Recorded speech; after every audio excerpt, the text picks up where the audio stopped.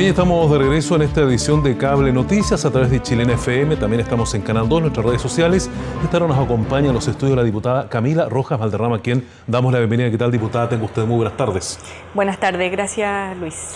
Gracias por venir, diputada. Bueno, vamos al tiro con algunos temas de carácter nacional. Quizá lo más importante que se ha visto en estas últimas horas tiene que ver ya con el informe, finalmente, de Naciones Unidas sobre la violación a los derechos humanos acá en nuestro país en este último tiempo, que ya se venía sumando otros informes que habían sido emitidos por distintas organizaciones.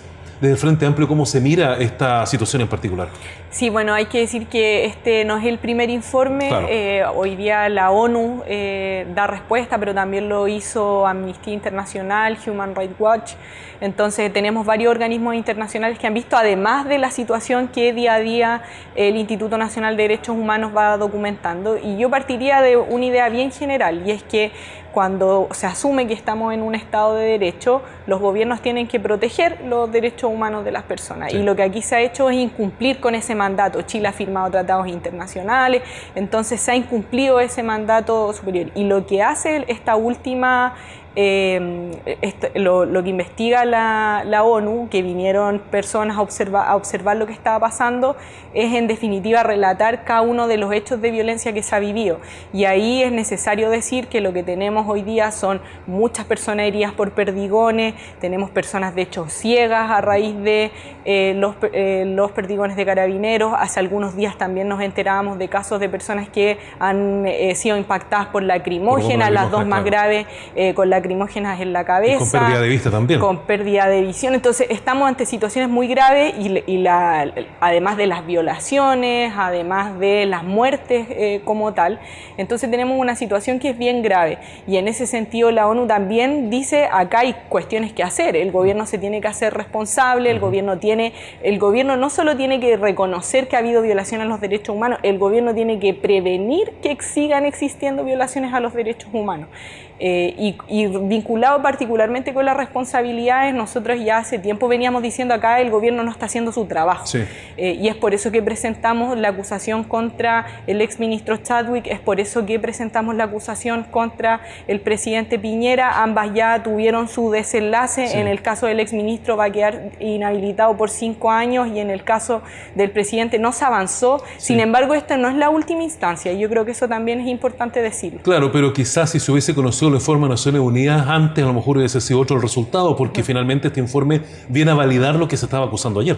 Por supuesto, de hecho parte de la defensa que se hacía del presidente es que estos hechos eran más bien situaciones que no estaban comprobadas, que no se habían visto. Acá yo lo que creo que es relevante es decir que pese a que la acusación en definitiva no siguió su curso y no se pudo concretar en el caso del presidente Sebastián Piñera, no es la última instancia y acá pueden haber demandas judiciales, acá los tribunales también tienen que tener una opinión. La violación a los derechos humanos es imprescriptible. Sí. Es decir, no van a pasar 5 años y se va a decir, ese delito ya no existe. No, se va a mantener. Por lo tanto, de hecho, la agrupación de personas que han sido heridas y han tenido trauma ocular van a poner querellas, pusieron querellas criminales en contra del presidente, del director general de Carabineros, de los ministros del Interior. Entonces ahí hay todo un camino que seguir donde es fundamental para el proceso precisamente de respetar los derechos humanos, que exista reparación, que exista por lo tanto responsabilidades que se establezcan. Y evidentemente el llamado a evitar que esto siga ocurriendo, que es lo más grave que está pasando. Que es lo más importante, sí. Porque los casos que mencionábamos del impacto de lacrimógenas fueron antes de ayer. Sí, entonces claro. Esto no solo se trata de los primeros 5 días desde que empezó el estallido, desde que empezó la revuelta, sino que se ha ido sosteniendo. Sí, ha sido como una práctica constante finalmente y es lamentable que así suceda. Pero me llama la atención, por ejemplo, usted me dice que claro, la acusación contra el exministro Chadwick se aprueba, no va a poder ejercer cargos por 5 años, pero ¿eso repara en realidad todo el daño hecho? Mira, a mí me parece que es un primer paso, por eso yo digo que esto no es la última instancia, porque lo que hace el Congreso es establecer la responsabilidad política, en definitiva, que él pudo haber evitado que esta situación terminara con los resultados que hoy día conocemos, sobre todo en la primera parte, en el comienzo, es decir, cuando hubo muertos, asesinados, en definitiva, por agentes agentes del Estado. Por lo tanto, es un primer paso y claro, había personas que nos decían es que 5 años no es tanto, pero en Chile como hecho histórico, como momento importante, esto tiene una relevancia fundamental porque lo que estamos diciendo es que hubo un ministro, el exministro Chadwick, el exministro Andrés Chadwick Piñera, que tuvo responsabilidad en la violación de derechos humanos. O sea, lo que se está diciendo no es menor y eso por supuesto que queda como antecedente. Por lo tanto, los ministros tienen que atender a que no pueden hacer lo que se les plazca, a que no pueden omitir o actuar en pos de que haya violación a los derechos humanos, sino que tienen que prevenir, que tienen que sancionar cuando estos hechos ocurran. Claro. Bueno, diputada, vamos a otra materia. Estamos hablando mucho del cambio de la nueva Constitución. Obviamente que hoy día se aproxima una consulta municipal que consulta al respecto, pero las materias más importantes van a ser el próximo año. ¿Cómo debiera desarrollarse? ¿Qué es lo que aspiran ustedes respecto al tema de la nueva Constitución? Sí, yo creo que había un primer paso, que es en definitiva este paso que se da de acuerdo entre los partidos, donde participan partidos del Frente Amplio, particularmente en el que yo participo, en el Partido Comune, que era un primer paso en donde se decía, sí, estamos disponibles para hacer un cambio constitucional. Ahí, de nuevo, hay un momento histórico relevante, porque los partidos de derecha, la Unión Demócrata Independiente, Renovación Nacional, para ellos nunca había sido una posibilidad que se cambiara la Constitución. Sin embargo, para muchos, sobre todo quienes hemos tenido participación en los movimientos sociales, tenemos muy claro que la Constitución ha sido siempre un freno a la posibilidad de hacer cambios profundos y estructurales en Chile. Entonces, en ese sentido, esa primera etapa de decir sí, vamos a abrir la posibilidad de que se cambie la Constitución, existe con este acuerdo. Pero hay también un segundo momento, y que es el que estamos viviendo ahora, que tiene que ver ya no solo con el acuerdo y las fechas del plebiscito de abril, y el plebiscito de cierre, y si es asamblea o es convención, sino que tiene que ver con cómo se constituye ese órgano. Y por lo tanto, quienes tienen representación en el órgano constituyente, en el que va a definir la Constitución. Y la pelea que estamos dando es que ese órgano tiene que ser representativo, tiene que tener escaños reservados para los pueblos originarios, que tiene que tener paridad. Las mujeres en Chile somos el 51% de la población, por lo tanto, tener menos representación. No, el órgano constituyente tiene que ser un órgano representativo de la sociedad, y para eso tiene que tener mujeres, pueblo originario, y hemos defendido sin también... parlamentarios.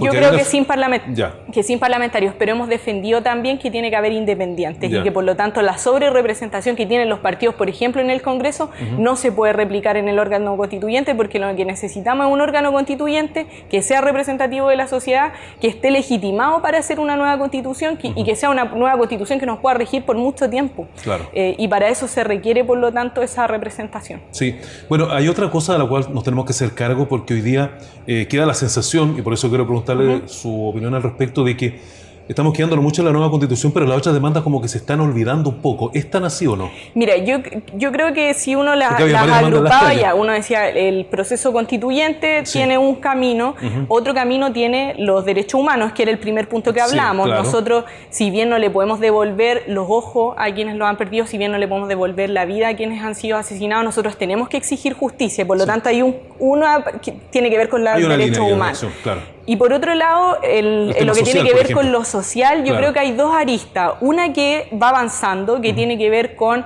la rebaja del pasaje de los adultos mayores, que se vio en presupuesto, el aumento de las pensiones en un porcentaje. Entonces, ese que tiene que ver un poco con la plata, con el bono que se votó hace algunos días, que son 50.000 pesos por carga, los que tienen que ver con la plata, la que va directo al bolsillo, han tenido algo de avance, que uno puede evaluar si son más o menos mezquinos, pero esa línea ha tenido avance. Claro. La que no ha tenido ningún avance es la que tiene que ver con la estructura, con el sistema de salud, con el sistema de educación, con acabar con la AFP. Bueno, eso es lo que pide la gente en las calles. Sí, pues, y esa es la que está muy...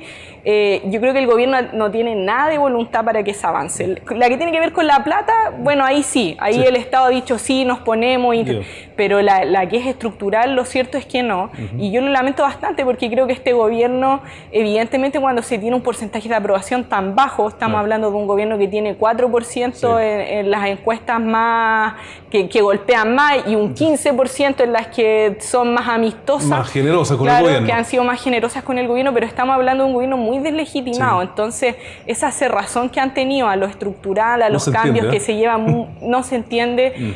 Y por otro lado, por supuesto que ahí también la oposición no ha logrado tensionar la oposición política principalmente, porque la oposición social, por supuesto que ha estado presionando, claro. No hemos logrado tensionar que esos cambios ocurran. Entonces, en esos temas que poníamos, el que tiene que ver con la estructura es el que menos avanza, y lamentablemente en un país tan presidencialista como el nuestro, pese, que es una cuestión constitucional también, pese a que el gobierno tenga poca aprobación, todo depende del gobierno, porque todo lo que tiene que ver con plata depende del gobierno. Son iniciativas son iniciativas exclusivas del presidente. Entonces, siempre hay quienes dicen, no, es que la Constitución no es tan importante. Bueno, sí, nosotros tenemos un sistema en donde todo depende del gobierno, y cuando el presidente particularmente, porque es un sistema presidencialista, está en una situación como el presidente Sebastián Piñera, bueno, estamos en esto, claro. Que parece que se fue y todo, en definitiva, como que el país no puede avanzar en los cambios porque el presidente está ausente. Claro, y en esta misma línea también se nota por parte de otros sectores, me refiero a los comerciantes y a todo el mundo que ha notado, no por las protestas, me refiero a los hechos de violencia que han sido bien complicados acá en San Antonio también. Ven también un abandono del Estado. De hecho, hace poco el alcalde dijo que iba a demandar al Estado porque consideraba que no se preocupaba efectivamente del hecho de violencia y se saqueaba, se rompía cosas públicas y se destruían negocios por parte de delincuentes y vándalos que simplemente no tienen control. Sí, mira, yo creo que ese punto es bien importante en la medida que uno espera de las policías, en definitiva, que claro, ante delitos actúen. Claro. Y por el contrario, en vez de reprimir la manifestación, claro, que lo que fuera sería que actuaran en esos casos. Entonces, yo creo que eso está, no se ve. Y cualquiera, si uno le pregunta a cualquiera en la calle, va a decir, no, es que reprimen la manifestación, sí, claro, en vez de concentrarse en los focos de delincuencia. Claro. Y eso es súper problemático, porque en definitiva lo que hoy día se requiere es una reestructuración completa de Carabineros, sí, porque es una institución que en este contexto ya venía arrastrando una crisis, pero que en este contexto ha quedado muy en evidencia, que no ha dado abasto para responder en esos dos campos. Es decir, que por un lado se pueda, claro, establecer orden público, pero establecer orden público no es sinónimo de violar los derechos humanos. Y yo creo que ahí hay un trabajo bien importante que tiene que ver con la reestructuración de Carabineros, y que de hecho en los informes internacionales se dice, Carabineros no puede seguir funcionando así. Pero lo recomiendan, lo recomiendan derechamente. Sí, claro. Diputada, bueno, dentro de toda esta crisis, también la crisis le llegó al Frente Amplio, y la verdad es que han habido ya varias renuncias de distintas colectividades del Frente Amplio. Bueno, y obviamente que esto, ¿a qué cree usted que se debe el hecho que haya llegado también el Frente Amplio a enfrentar una crisis? Yo creo que es una de las más complicadas que han tenido. Sí, mira, lo primero es decir que la crisis de representación, la crisis de legitimidad, la crisis de los partidos políticos era inevitable que no tocara el Frente Amplio. No había un velo distintivo en donde íbamos a estar como exentos de ser parte también de ese problema, y por lo tanto que la crisis nos tocara. Yo creo que esa es una primera cuestión como más general. Por lo tanto, cuando se pierde la confianza en la política y en los políticos, por supuesto que tocaba también al Frente Amplio. Luego, nuestra coalición es una coalición bien joven. Si uno considera, tenemos 2 años, entonces, claro, y surge y de alguna manera se asienta sobre todo como una coalición electoral, porque a nosotros nos va muy bien en las elecciones del 2017. Beatriz Sánchez saca un porcentaje muy importante, inesperado también, y por otro lado sacamos 20 diputados, diputadas y un senador también. Entonces, el ser una coalición electoral, por supuesto que para una coalición no es suficiente, es una fragilidad. Y yo creo que esa fragilidad, precisamente de no ser una coalición política, de no tener un cuerpo y una cohesión efectivamente sustantiva, es lo que ha quedado ahora en evidencia. Claro. Lo que ha pasado durante estos últimos 50 días y más que llevamos de todo este proceso es que, en definitiva, lo que no tenía suficiente fuerza y suficiente coherencia, suficiente cohesión, ha quedado en evidencia. Sí. Y el Frente Amplio le pasa eso mismo. Y por lo tanto, aquellos que nunca se sintieron tan parte del Frente Amplio, aquellos que se sentían identificados solo con una parte del Frente Amplio y no asumían su diversidad, bueno, hoy día han tomado la decisión. Hay decisiones que por supuesto lamento, creo profundamente, no solo espero, creo que con muchos de ellos nos vamos a volver a encontrar. Pero usted sigue creyendo en el proyecto del Frente existe la Amplio. posibilidad de que el Frente Amplio siga existiendo. ¿Usted sigue creyendo en ese proyecto? Lo ¿sí? creo absolutamente y de hecho creo que tenemos la oportunidad también de precisamente tener una coalición política, no simplemente una coalición electoral. Claro. O sea, de que los 5 o 6 partidos que nos quedamos y los movimientos y los independientes que se queden, tenemos la posibilidad de tener un proyecto coherente y ya no solo algo que está pegado simplemente porque éramos los que veníamos de los movimientos sociales, ¿no? Claro, para un efecto determinado. Sino ser un proyecto político, representar una alternativa distinta a lo que representó en su momento la exconcertación y la derecha, y por lo tanto constituirnos como un polo de izquierda. Con más relato, ¿no es cierto? Con más coherencia y con más consistencia. Yo lo veo como una oportunidad. Bien, pues diputada, finalmente su llamado para este domingo. Hay una consulta ciudadana en varios de los municipios acá de nuestro país, también acá de la provincia. A participar, yo creo que todas y todos nos tenemos que sumar. En el caso de nuestra provincia, 5 de las comunas, San Antonio, Cartagena, El Tabo, El Quisco, Algarrobo, se suman a este proceso. A mí me parece que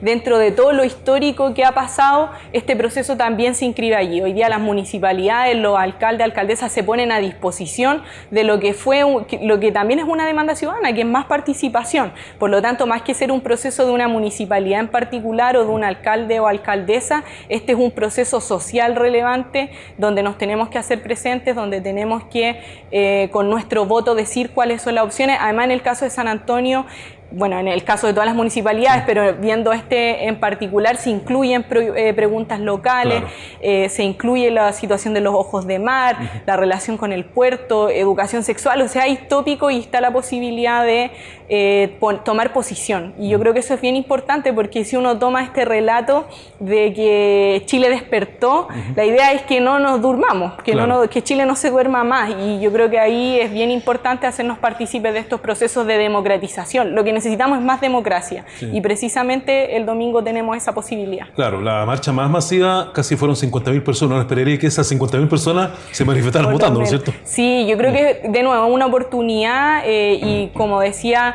las instituciones se han puesto a disposición y eso hay que aprovecharlo. Bien, pues diputada, muchas gracias por estar con nosotros. Muchas gracias. La diputada Camila Rojas está ahora en los estudios, este programa informativo. Nos vamos a una pausa, ya seguimos con ustedes.